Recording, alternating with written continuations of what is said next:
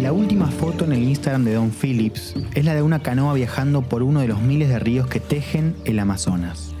Fue, sin que él lo supiera, su última expresión pública. Dom, un periodista británico que vivía en Brasil hace varios años, estaba en una zona conocida como el Valle del Jabarí junto a Bruno Pereira, un activista por los derechos indígenas. El periodista escribió un libro llamado Cómo salvar el Amazonas y Bruno, con quien a esa altura ya eran amigos, oficiaba como guía. Pocos días después del posteo en Instagram, el 5 de junio de 2022, los dos amigos desaparecieron. Nunca más se los vio con vida. Sus cadáveres fueron encontrados después de 11 días de búsqueda. La noticia circuló por todo el mundo, pero impactó especialmente en el territorio del Amazonas. Entonces nosotros nunca hemos tenido tanto miedo para hacer nuestro trabajo, porque no hay seguridad en la Amazonía cuando trabajas acá. Creo que se apoderó de la Amazonía miedo y no hay en este gobierno seguridad de nada, infelizmente. Entonces la violencia está en la alta de la Amazonía. La voz que escuchaste recién es de Macarena Mairata. Ella es una periodista peruana nacionalizada brasileña que cubre temas de derechos humanos y medio ambiente. Vive en la capital del estado de Amazonas.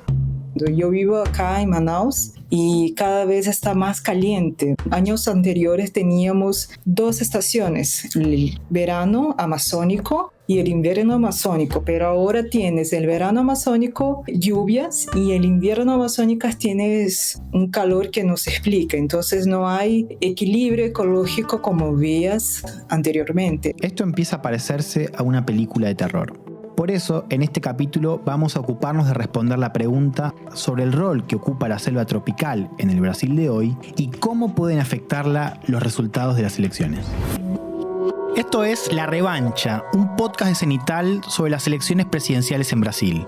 Acordate que podés suscribirte y activar la campanita para cuando haya novedades. Mi nombre es Juan Elman y es un placer darte la bienvenida. Empecemos.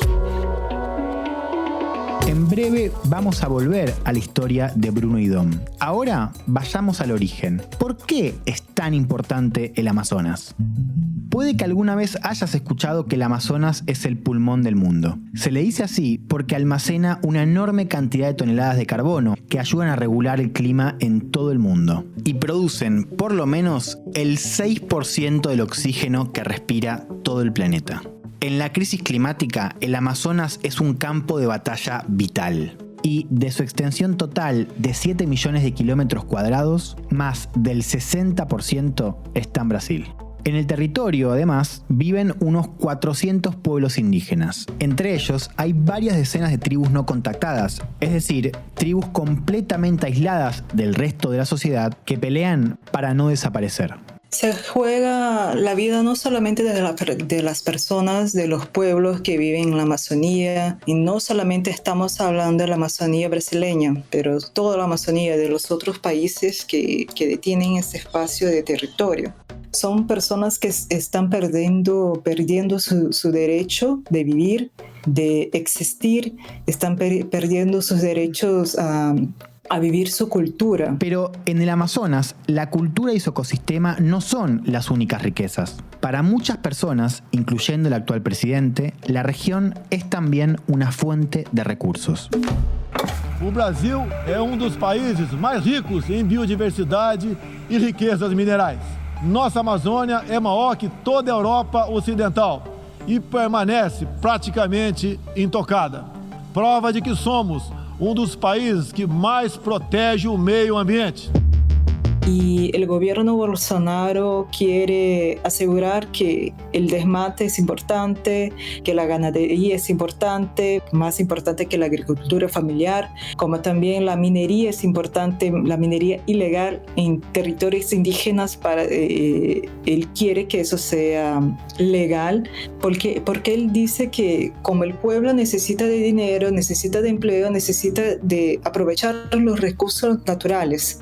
pero quien está aprovechando los recursos naturales en Brasil no es el pueblo, no son las camadas más pobres, no son quien necesita de facto comer, vestirse, habitar, nada de eso. Son las personas que ya tienen dinero.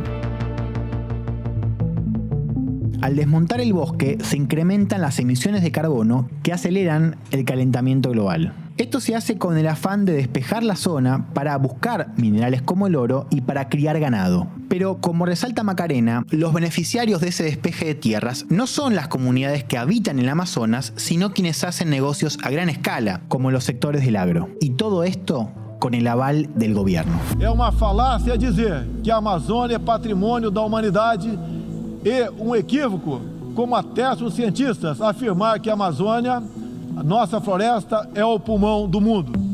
Según datos oficiales, en 2020 la Amazonia perdió alrededor de 10.000 kilómetros cuadrados de bosque. Pero en 2021 y 2022 los números fueron aún peores. Las cifras de deforestación son las más altas en más de una década.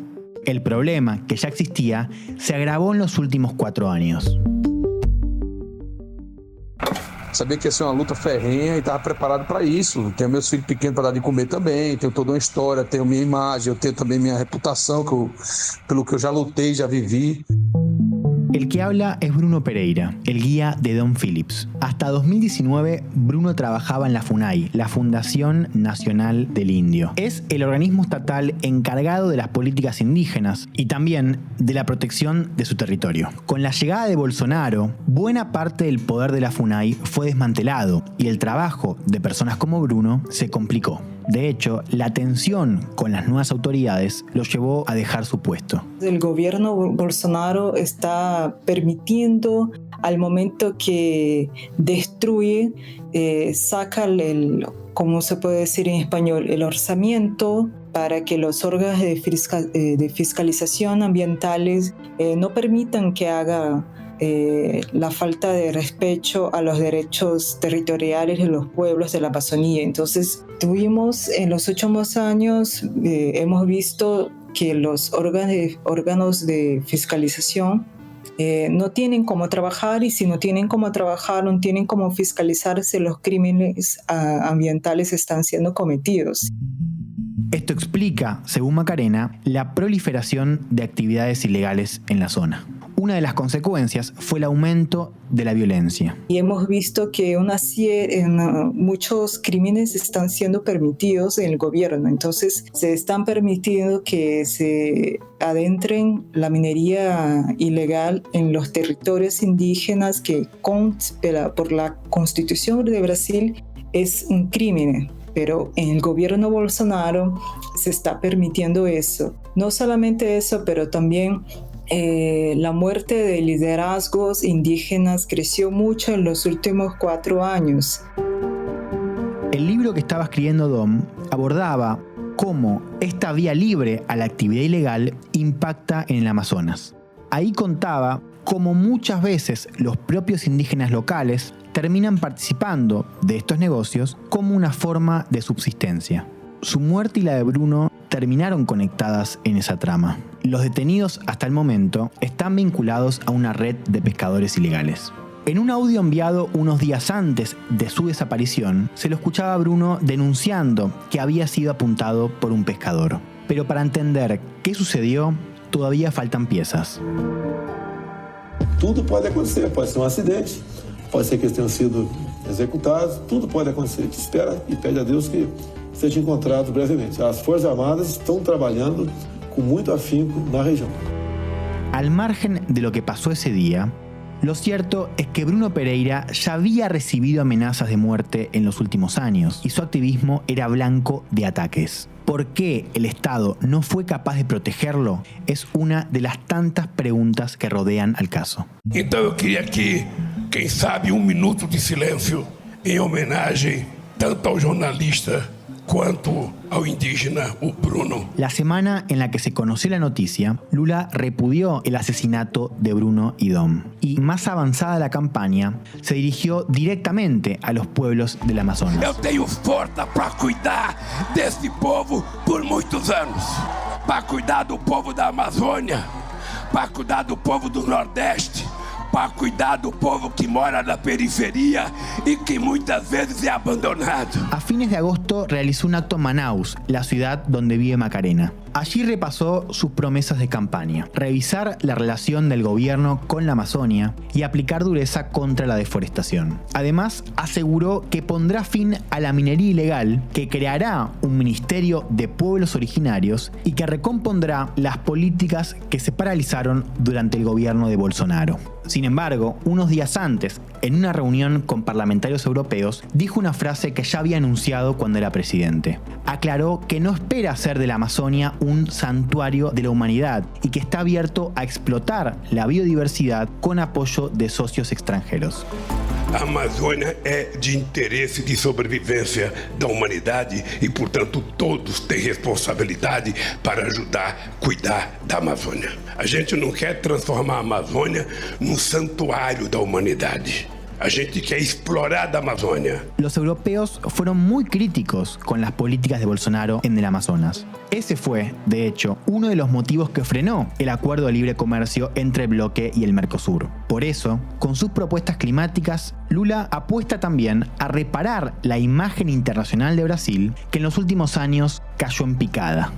Todavía queda por ver cómo sería recibido Lula por los principales actores del agronegocio, que han ganado peso en toda la economía del país. El gobierno del PT conversaba mucho con los movimientos sociales y también con las ONGs que trabajan con medio ambiente. Había diálogo, las personas sentaban para conversar. Eso es muy importante porque nosotros en la democracia no es importante que todos sean pares, pero es importante que exista el diálogo entre los pares y los ímpares.